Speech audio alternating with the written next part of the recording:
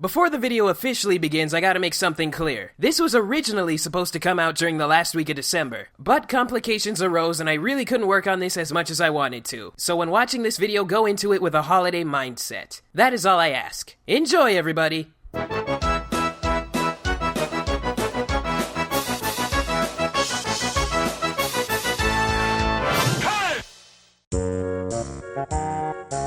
Twas the month of December. The cartoon gamer was stressed. He was thinking of videos that would fit this month best. He drank lots of eggnog as he pulled ideas from his hat. Top 10 snow levels? Wait, I already did that. Eventually, though, something clicked in his brain. He knew what he'd make to keep you all entertained. He played several games for the first time this year, and you may be shocked to see variety here. From previous generations right up to today, they all brought him joy in their own special way. If you read the title, you will have foreseen that this is a list of the 8 great games he played in 2013. I only did 8 because I'm quite pressed for time. And don't worry, folks, I won't do this in rhyme.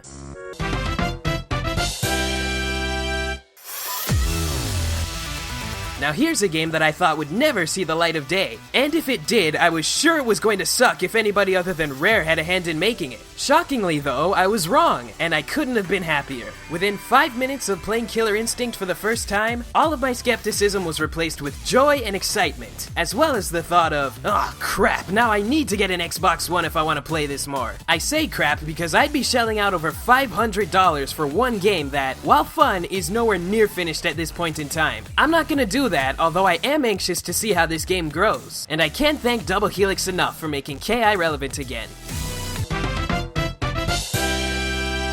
I've been wanting to get into the Metroid franchise for quite some time now, and I think Fusion was a great place for me to start. It wasn't too long, and it was a lot more linear than other games in the series. Some people may find that to be a negative aspect of the game, but in my case, it was a godsend. Currently, I'm trying to play Super Metroid without any outside help, but sometimes I go for weeks without touching the game. And then when I do get around to playing it again, I completely forget where I'm supposed to go, and I end up having to start a new file. With Fusion, I could easily remember where I left off, and as a result, I was less frustrated playing through it. Everything else about Fusion, from its presentation to its gameplay, is of an amazing quality, and the fact that I can play this game on the go just adds to its overall enjoyment. Now I'm more excited than ever to play the other Metroid games, although I think I'll need a helping hand from GameFAQs from here on out.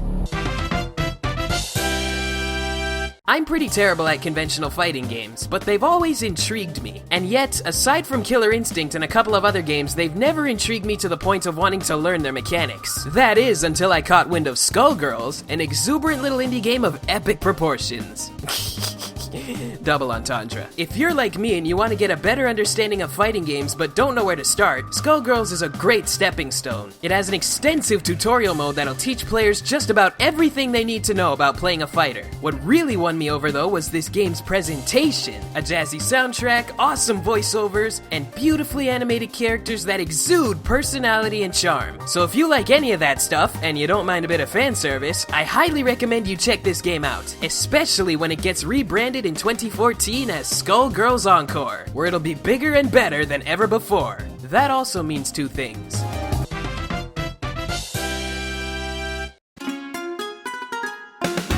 While I did watch a fair amount of DuckTales back in the day, I never got a chance to play the video game, which is widely regarded as one of the best titles on the NES. So when DuckTales Remastered was announced, I was very eager to play it. And despite what some of the reviews have said, I really do think this game is worth its weight in gold, especially since I got it for 50% off during the holidays. Good things come to those who wait it out. But getting back on track, I am having a lot of fun with this game. More fun than I thought I would be, to be honest. Going through the game's stages in a non-linear fashion feels really refreshing, coupled with a difficulty level that harkens back to gaming days of old. I especially enjoyed the voice acting, as well as the little things like unlocking extras and being able to dive into Scrooge's money vault and just swim around. So even though I can't speak from experience, I think it's safe to say that this is an amazing remake of an amazing game. And I've heard that if this game sells well, it could pave the way for more Disney games getting remade. Oh, come on, make it happen. Well, isn't this a surprise? Now, I'm no Batman enthusiast, although I do know the story of the Dark Knight's origins and acceptable knowledge of the main characters, and I've seen Return of the Joker more times than I can count. But like I said, I'm not an enthusiast, so I'm not entirely sure why I was so interested in playing Batman Arkham City. Well, I may never know, but I'm so glad I did. It just kinda sucks that it took me this long to get to playing it. Rocksteady Studios left nothing undone when it came to making this. From the story, to the combat system, to the replayability, this game does not disappoint. I'd go so far as to say that this is not only one of the best superhero games ever, but one of the best games to come out this generation. Also, I advise you to play this game at night with the lights off. It sounds ridiculous, I know, but it really does add to the overall experience.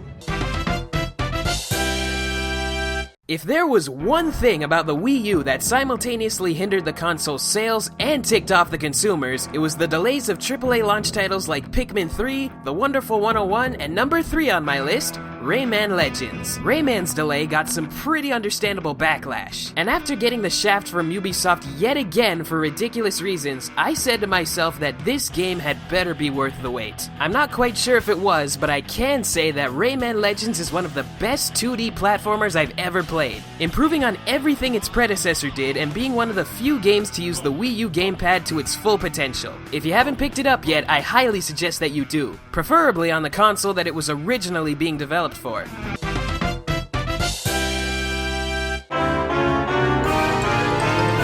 Hard to believe it's already been a year since X and Y were first revealed to the world. Pokemon fans have wanted to see a true 3D installment for the longest time, and Game Freak really delivered, making an almost seamless transition from one dimension to the other. I'm really glad that their release date fell on the Thanksgiving weekend, because these games took over me and my brother's lives for 3 days straight. We played X and Y side by side, experiencing everything that Generation 6 had to offer. From the new battling mechanics, to Pokemon Amie, to the PSS, to the all-new roster of Pokemon. And even now, I'm still playing this game on a regular basis. This would have definitely been number 1 if the following entry hadn't surprised me so much.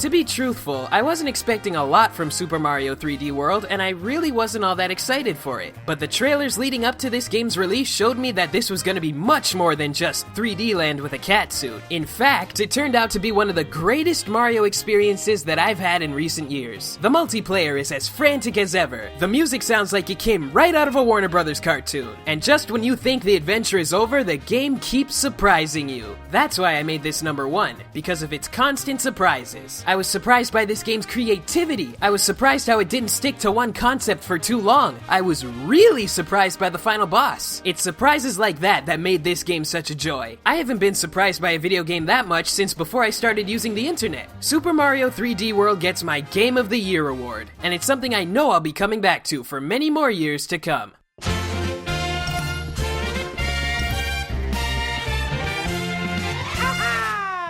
Thank you so much for watching, everybody. If you liked what you saw, you can click the like button, and if you want to see more stuff from me, you can subscribe too. It's a nice little gesture that really helps out content creators. You wouldn't believe it. And if you have a favorite game of 2013, be sure to tell me what it is in the comments below. There is one game of 2013 that I started playing during the last week of the year, and I was really considering putting it on this list. But you know what? It's just so good, I think it deserves its own video. Someday soon is all I can promise. I also want to say thank you for 8,000 subs. Wow! Just call me TheCartoonGamer over 8,000. Oh my, did I really go there? So with that, I will see you guys next time. I'm gonna go work on my material.